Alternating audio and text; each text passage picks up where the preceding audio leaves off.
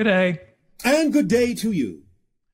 Thank you so much for the stories. I'm currently fascinated by the idea of mythology and symbolism and the stories we tell ourselves. So, how synchronous of you. And to that point, one of the things that I realized, even through the stories you've told us now and others, is that being able to have a vocabulary of how to understand these stories is, I think, a part of this process. You know, we often see these stories at face value and not fully understand the underlying meaning or how we can draw meaning out of it in order to use it in a positive way.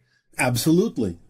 Do you, I mean, it's the person who comes to mind for me is Joseph Campbell and the Journey of a Thousand Heroes, or yes, A Thousand Faces. The hero's journey, yes, which is the basic idea of story structure that is automatically built in to your psyche. This is why it's so important to transmit information as often as possible in story structure, because story structure allows you to retain an understanding of the information being transmitted because it's built into your psyche. Story structure is not something that you invented. Story structure is something you discovered within yourself. And when information is presented in story form, according to the proper structure, it strikes all the correct chords, it resonates within you, and it remains with you for thousands of years, which is why there are stories that have been around that long. But when it is missed, when that story structure is missed, when a component is overlooked, everyone knows the story doesn't quite feel right. It doesn't quite resonate. And therefore, that information isn't retained as well as that which hits all the story structure chords. It's a very important structure within your consciousness. And I think to that point, I'm finding that when I research more, I guess I call them ancient stories, whether it's from indigenous tribes like the Ojibwe, the stories often resonate more because there's something about the structure or the wording or whatever it is that connects, whereas a lot of the more modern day stories don't seem to, that we've lost some of that essence sometimes. Yes. So this is an important template to use when transmitting information. Story structure is what allows you to retain over long periods of time the information the story seeks to impart to you. And then the other part of this is that the stories we tell ourselves, I think there needs to be a certain level of awareness that sometimes we're not even aware of the stories we're telling ourselves. Yes. And until we've discovered that, we can't change them. That is correct. That's why we say it's important to investigate what any fear-based belief is actually saying to you.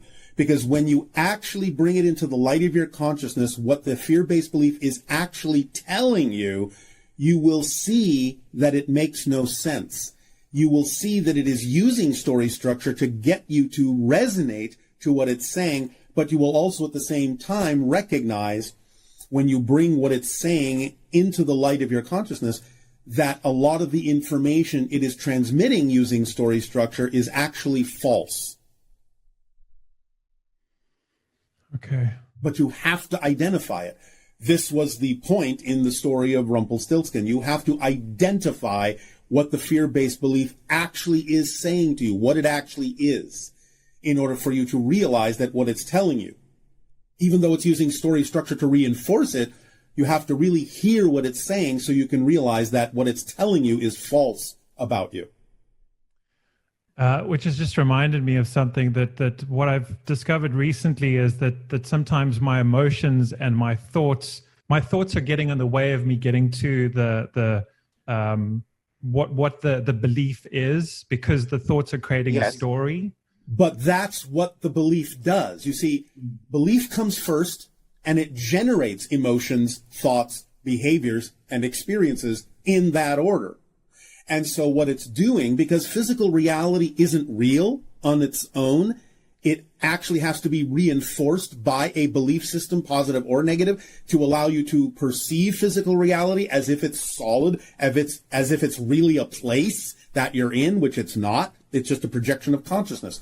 So the tools that beliefs use are the generation of emotion, so it feels real, what they're telling you, and thoughts so that you think about it and reinforce the reality and make it sound factual, and behaviors so that when you then behave as you feel and think, you get the reflective experience back that reinforces the idea of what the belief system, whether positive or negative, is actually telling you. That's why you have to be able to see and discern clearly what the belief is telling you in order to change the belief, because all beliefs have to use the emotions, thoughts, and behaviors and experiences to reinforce themselves in order to make it seem as if you're actually in a real reality, which you're not. Thank you. Does that help? It does help a lot. Thank you. Yes. The belief is the blueprint of your reality experience. The emotions are the builders. The thoughts are the building materials. The behaviors are the way in which the builders assemble the reality. And of course, the experience is the reflection of living in that building that they built. But if there's something off kilter, you always have to trace that back to the blueprint to see what is out of alignment in the blueprint, and then change that so that the builders and the building materials and the style of building are all in alignment with the kind of house that you prefer to live in as an experience. Always go back to the blueprint. Always go back to the belief. When you have experiences you don't prefer, behaviors you don't prefer, thoughts you don't prefer, emotions you don't prefer, own them, because you're choosing to create them by buying into a certain belief. But you can also know that you can trace them all back to something you must believe is true in order to be having those emotions, those thoughts, and those behaviors and that experience, because they don't exist in a vacuum on their own. There has to be something you believe to be true first before you can feel, think, or behave in any way, shape, or form, or have any kind of a reflective experience. Make sense? Yes. Does that help? It does. All right. Anything else? I'd like to talk a little bit about frequencies and resonance. And I think some of the things you've already mentioned might also fit in as we go. Yes. So you mentioned in a transmission recently that this idea of the 11th harmonic and how it could break down viruses or cancer cells or bacteria. Yes. And initially, I did some research. I found these amazing videos where I saw this happening. But I thought that the idea of an 11th harmonic seemed like a strange relationship. And so I wondered is there something there to do with the golden ratio to the power of 5, or am I missing the mark completely? No, you are sort of on target. There's a little bit more that needs to be discovered by you to understand all the nuances of it, but you're generally going in the right direction. Okay. Because from what I'm understanding about this is it's about the relationship between one frequency and another and the Yes. resonance of those frequencies. Yes. Okay. So then based on that as well, following along this research, it turned out that the COVID virus in general seemed to be about 300,000 hertz was what was the 11th harmonic frequency. And I remember you mentioning that people have a signature frequency between 150,000 and 300,000. Is that correct? It's a little bit different what we're referring to than what you're discovering in your reality, though there are connections between it. But the kind of frequency resonance signatures that we give to many of you are a kind of thing that your science doesn't know about yet. Okay. So I'm mixing up two ideas there that I shouldn't be connecting. Yes. Okay.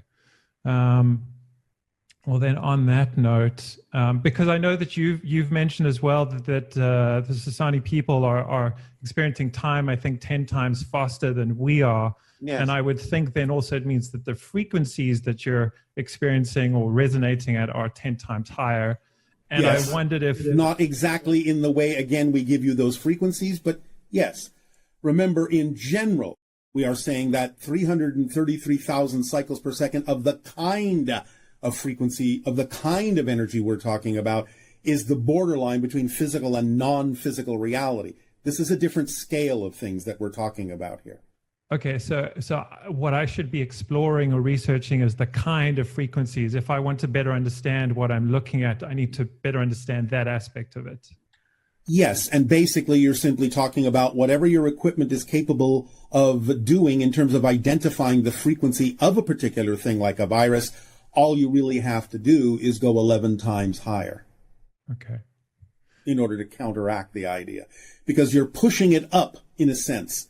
This principle is the same in both frequency counts, in both scales. You're pushing it up with a harmonic that induces it to raise a frequency to a point where the effects of the virus at the lower frequency can no longer exist.